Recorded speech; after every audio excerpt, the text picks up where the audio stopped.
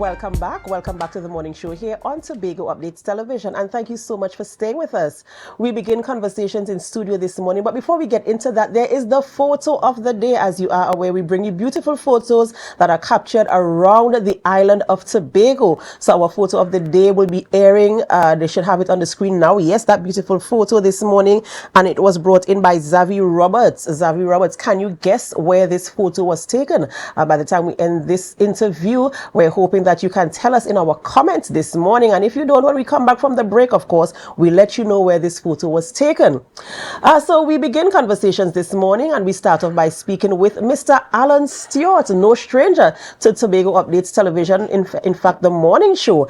He's the director of TEMA, and this morning we're going to be talking about the importance of having a navigation system. If you are aware, we recently had reports of 2 of our fishermen going missing on sea, and we were told that there was no kind of contact with them. So we're going to have that conversation this morning. Good morning, Mr. Stewart, and welcome. Good morning to you, and good morning to your co-hosts. Good morning, all of Trinidad and Tobago and the wider world who is listening. I think this is a very important conversation. I believe it is as well, especially, the situation that we found ourselves in last week, where we saw 2 of our fishermen, and it can happen at any point in time. And it is very important if you're going out, especially so far. How do we maintain contact should something, as unfortunate as what happened last week happen? How do we maintain contact? So I want to go into the conversation, especially being the experts in the field that you are, and knowing the importance, the significance, and the benefits, of course, of ensuring that you have navigation for rescue and for other reasons. So let's go into that conversation this morning. Yeah, I'm quite pleased to do so. Our responsibility at the Tobago Emergency Management Agency is our mandate speaks to comprehensive disaster management. And in so doing, you look at all type of risks. There are some people that refer to us as the hurricane people, but it's more than just that. Where in the intelligence of our remit speaks to comprehensive disaster management. Now, the subject at hand has to do with safety at sea.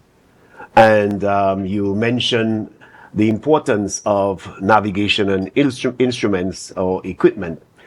But from where we sit, when you do the gap analysis fairly, you recognize that the problem is deeper. Because I recall the fishing industry in Tobago has always been something that has been very close to TEMA, in the sense that we have shared response. We have been very intimate with the fisher folks in many instances, as far from way up the roads right up to Charlottesville.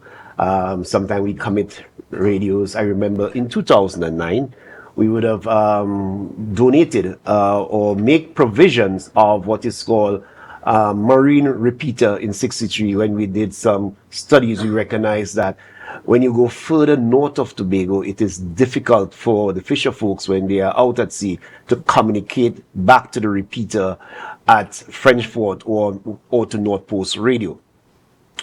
And therefore, that speaks volume in terms of the ability. So the asset was made available. But the problem persists. And as you dig deeper, you recognize that there are underlying issues that must be addressed as we go forward. Now, one will know that the Trinidad and Tobago safety at sea includes regulations by the fishing industries, and that falls under the Ministry of Works and Transportation. And to be specific, we are speaking about the Maritime Division. Now, when you look at the Fisheries Act, it goes back to, there's one speaking to 1987. And then when you go further, you recognize that when you look at the Fishing Act especially, it speaks to one of 1916. When you examine it closely, you realize that there are some missing areas that we must bring into the conversation. One, you look at the cadre of fisher folks.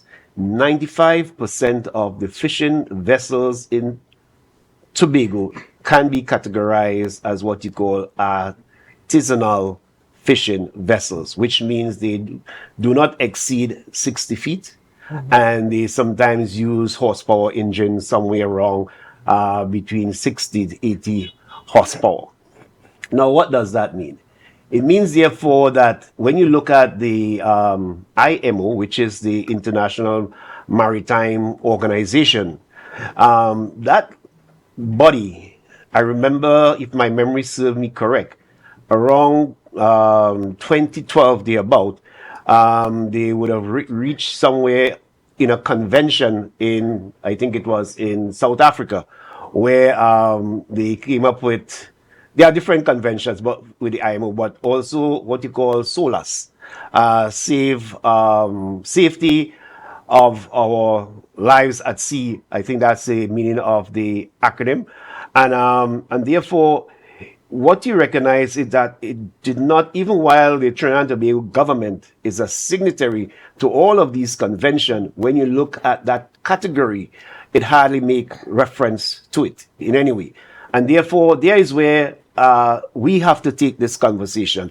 The Tobago House of Assembly, the ministry with the responsibility, and stakeholders like ourselves who have a key interest. I myself dedicate myself to those conversations which we have started some time ago with the ministry of, with that particular division responsible for maritime activities. They have been very cooperative. But I must say there is a problem in the space where you look at the alacrity is missing in all of this. And therefore there's a need for an approach of urgency and eagerness to fix the fisher folks in Tobago.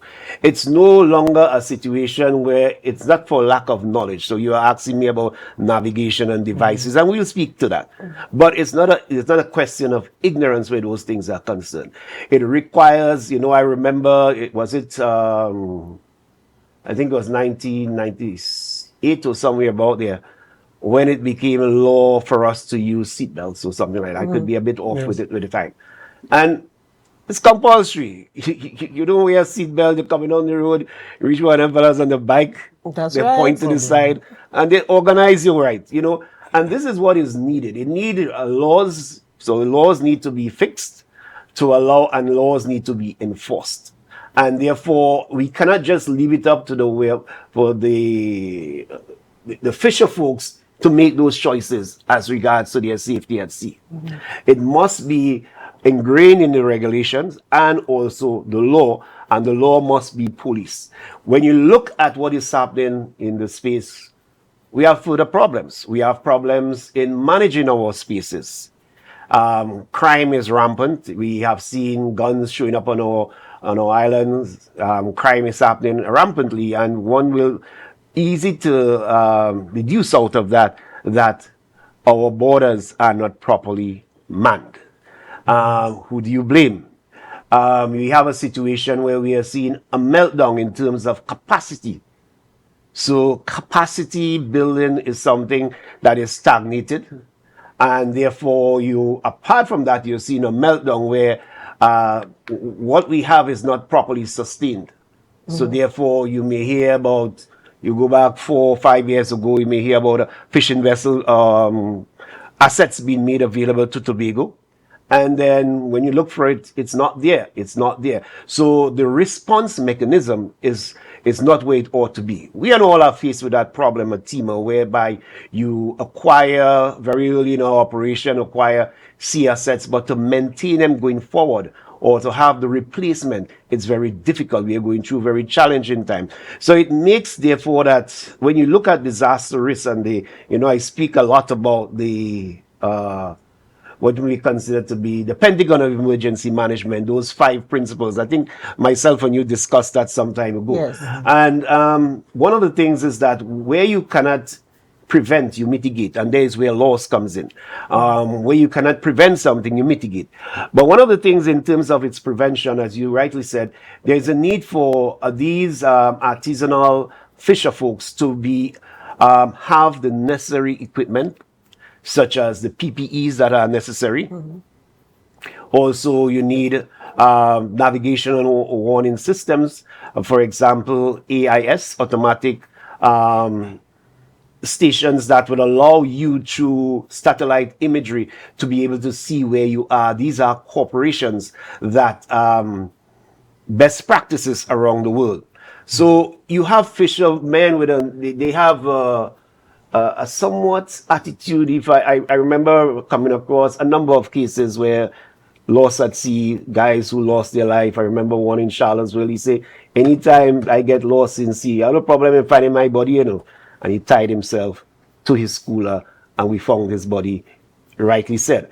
But that is not necessary. We live in a modern times. We live in times where there are enough resources that this ought not to happen in our spaces, and therefore I think it is high time that we, apart from the legislation, we need fisher folks have a responsibility as well to think about the trauma that they put their loved ones through. This was mere days before the last incident, mere days before Valentine's Day. And, you know, I heard Sandra say her greatest catch was to see her husband. I remember the media on my case about recovery and all kind of things. I said, no, that is it's like heresy. You go and preach that kind of doctrine now about how you're going into a recovery stage. It's not applicable. And therefore, we all this there's personal responsibility, and when you look at the investment in safety, it is very rewarding for the fisher folks to organize themselves properly, to ensure that they can get home to their loved ones and they can communicate when there is a problem. The infrastructure is there, as I said, for communications. The need for VHF radios. I remember some years ago we would have helped them through, is it NOAA? I think that's the name of the organization. Can't remember the name of the acronym right now, how it spells out, but you know it as NOAA, Oceanic something, National Oceanic Administrative something. But we would have worked with them to ensure that fishermen get flares and things like that out at sea, register their vessel, that if they are in distress, you set it off. And internationally, globally, they will know where they are. Also, they will send back to our office and say, listen, so-and-so is at so-and-so degrees, latitude, longitude, and things like that. But it requires driving that process by law. And you know, Mr. Stewart, you gave us a lot of information there, but something I want to pick up on is when you mentioned the need for personal responsibility. Because while we're having all these conversations and discussions and you're making the resources available, and I remember speaking with the Secretary of Food Security, Assemblyman Natisha Charles Pantin, and she was talking about wanting to change out the fact that fishermen use pirogue to go out and creating a vessel, of course, improving the standard of the vessel they go out with, ensuring they have the necessary resources they need, which would also include, which is also includes same navigation. You're talking about the fact that there's they can be contacted no matter how far they go, depending on, and these are the things that we need to kind of invest in. And I posed the question to her, what if I have a pirogue and I want to go out on my pirogue? And her response was, yeah, but we have to upgrade our standard. We have to have the same personal responsibility. We have to also want to have better. So how do we implement situations where once these resources are made available and they're able to be managed, that we get the fishermen to comply? Is it that we're going to implement policies and they have to comply to them? They have to sign, as you mentioned just a while ago, register that they are fishermen and they are going to sea. What if there's somebody from a village who, I have a pirogue and I want to go out on my pirogue? Then what is the position where that is concerned? Yeah, well, the IMO caters for that. We agree in principle. There are global standard sets. There's a taxonomy in terms of the different types of vessels, or what you may call boats, to be very common.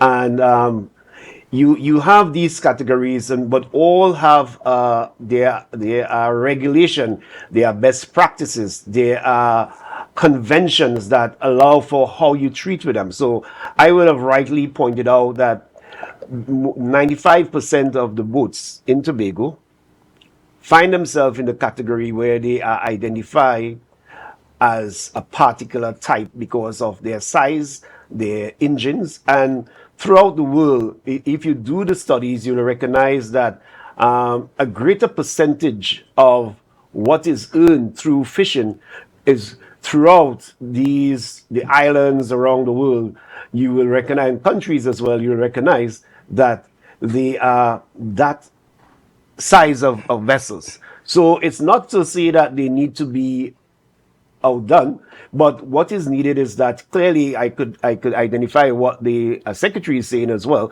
that you need to upgrade the standards in terms of moving to a greater level where you have boats that are more rigidity, can stay longer out at sea, can do more, can the use of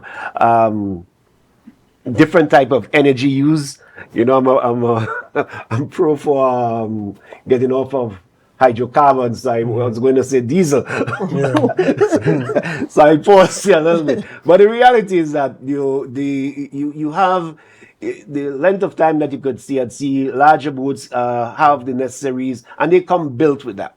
And I think the investment is worthwhile. Also, but going back to that class of vessel, it is important that they themselves equip, and we allow them to equip themselves, and we enforce it in a particular manner so that they are properly regulated. So one, there is a need for a gap analysis.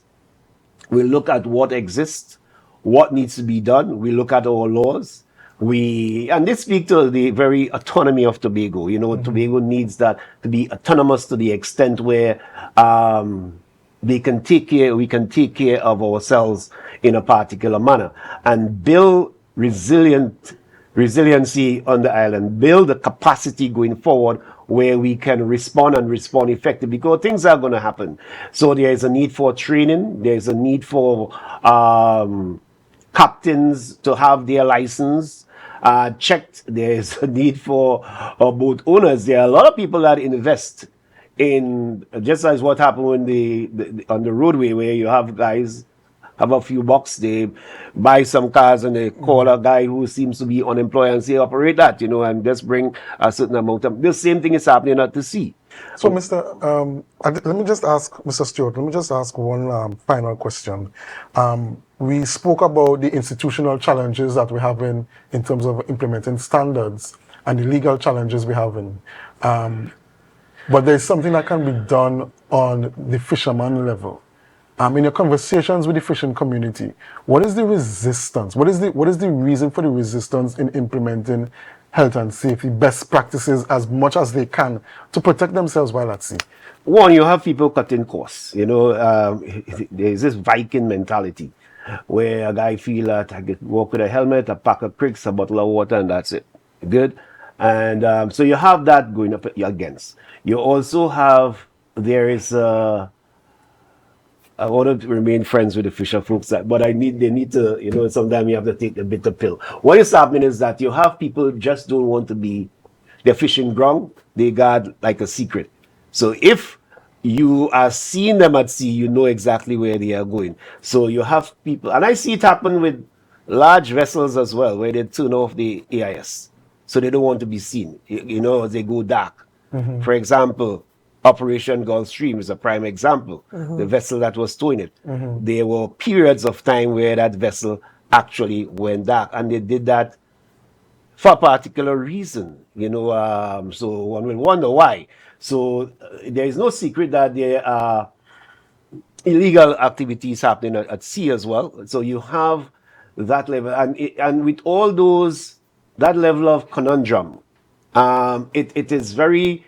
The only way to stem that and to weave your way properly through that from an area of governance is by law. You have to be able to have proper regulations, and because you're going up against those ills, you're going up against those things that persons will choose to do for whatever reasons they may be going to sea for. Not everybody is going to for fishing purposes, and therefore with that, in that soup of you have to be able to get your nutrients out of it, what you really want out of it. And this is where I feel as a small island we are able to govern ourselves in a particular way, to have a particular, and I always boast about that you know, Tobago is just 300 square kilometers, and therefore it's a manageable space, and with the right resources the right attitude, the ability to embrace our challenges, these are problems that in a twinkling of an eye, we can overcome. There are bodies out there, once you talk in their language, they will assist. Yeah. So funding is not actually the major problem. It may be locally, but there's a pool of money that is available internationally for through organizations such as UNDP. They are willing, they are programs, but some of these programs, it can't be just a project. It has to be a way of life where you really build in the greatest little island on the planet. On the planet. Mr. Stewart, I feel as if there has to be a massive public education rollout with our fishermen and all the other stakeholders to see the importance, the significance of, all that you've spoken about, because you've given us a lot of information. And I feel as if sometimes we take things for granted until it really actually happens, like as in the case that happened just last week. And so I'm hoping that we could continue this conversation and bring awareness in all the public spaces, not just for the fishermen, not just for the stakeholders, but the larger Tobago, the entire population of Tobago, so that we could get the information and understand the importance. So if I know somebody who's going to see, I could say, hey, make sure you're a part of this organization, ensure you have what it takes, ensure somebody knows what's happening when you're concerned. Don't go out in secret and don't go dark when you're on the outside, because it just makes heavier demand on the resources that we already have that are kind of not sufficient for everybody, That's so right. let's not overload the system. Ladies and gentlemen, we've had the pleasure this morning of speaking with Mr. Allan Stewart, Director of TEMA, of course, speaking about the importance of navigation systems, speaking about policies, speaking about international relations, where, going out to sea, managing marine spaces and all like that here on the island of Tobago. Of course, this conversation is important to me, to you, and to all of us who are around the Tobago space as well. And we're so happy that we had that conversation, but we have to go for a short break before we continue conversations in studio. Did you guess the photo of the day? Did you guess where the photo of the day was taken from? Sent in by Xavi Roberts. The photo of the day was taken at the Cocoa Reef area down there in Crown Point, the Cocoa Reef Hotel. Yes, you might know where that area is. Beautiful, beautiful photo. And we say thank you, Xavi Roberts. But right now we have up next we have Mr. Didan Daniel, and he is the chairman of the Tobago Reforestation, and we're talking about the Main Ridge Fitness Challenge. He's up next and in studio and ready to have conversations with you. But before we get into all of that, we have to go for a short break. And as we go, we invite you to share the live, share the live, share the live. We'll be right back.